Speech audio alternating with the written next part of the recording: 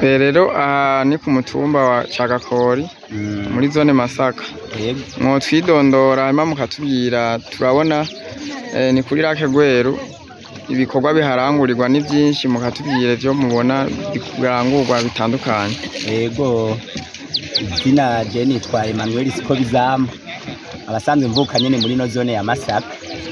Hanyuma hano nkuko muhabona kuri kino kiyaga ni ku kiyaga Gweru.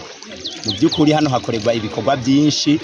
Iki kiyaga kiratunze abantu batari bakenya, imiryango myinshi cyane kuko benshi muri twebwe dutunzwe bamwe n'uburovyi, abandi murabona nka hano ko hari ku isoko hashoka amasamaki, turahadandariza, hari abadandaza impuzu, hari ubutike.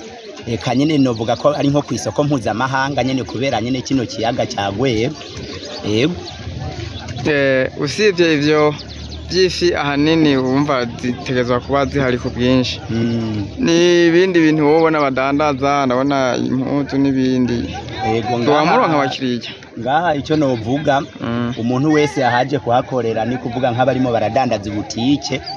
Hano bobo ntibigera baja mu gihe cy'ubukene kuko abantu baho keshi baba bafise amafaranga, icyo bakeneye baraheza bakakironka nyene kubera kino kiyaga.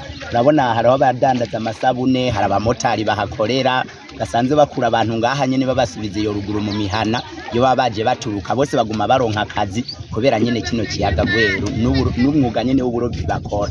Ni nk'iki kibona bagitandukanye n'ubundi busantre ubona.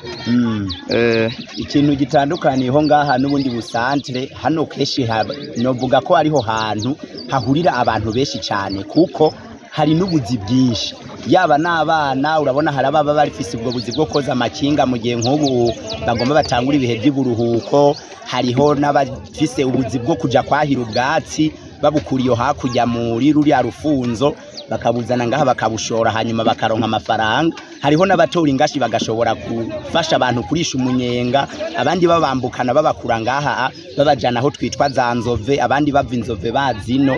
Urumva novuga ko ari ryo tandukaniro riri hagati ya hano n'ubundi busantere bwishi cyane buri muri kano garere kacu k'Imasaka. Yego ni nk'ibiki wobwira abantu mbona bo bafise bozana nk'imitahe bagakoreraho nk'ibiki bakubaga nk'amazu canke ibindi bona ari byo wobabwira nk'iki? Aha hantu ikintu cya mbere notangura kuhavuga kubera ko haba hari abantu benshi.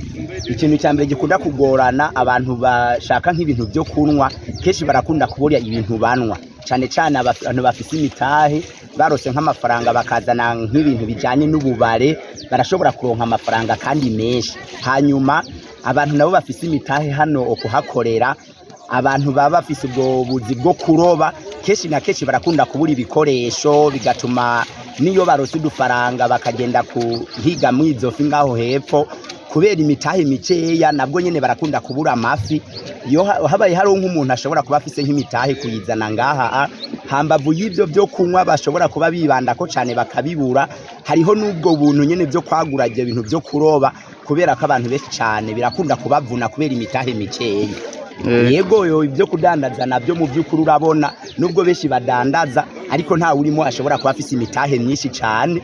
Mugabo novuga ko ngaho uwo haza wese afise icyo gukora, yaba udandaza ibyo kurya yaba ugira gute arashobora kuronka amafaranga kandi akumva nyene kahimbawe. Yego mbega ntimwamugira ikibazo cyo kuvuga ati nta hotel dufise cyane zisanzwe zihari?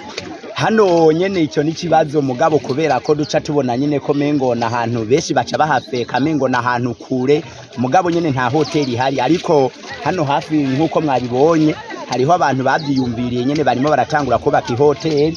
Iyo hotel nayo turazi ko izotugirira akamaro kuko hano hariho n'abantu bava Bujumbura, Ngozi, Muyinga benshi nyene bagashika hano bakabura aho bateramira nyene kubera icyo kibazo cyuko nta mahoteli ahari. Yego rero turabashimiye ku kiganiro muduhaye. Murakoze. Namwe murakoze. Sawa. Sinzi ko mondemerera nkaramutsa abantu. Baramutse. Ndaramutsa cyane umuntu ari Bujumbura bitwa Siriyake afise umudamu bitwa Neziya. Ndamuramukije gose amahoro ya Kristo abane nawe. Murakoze cyane. Sawa murakoze. Yego.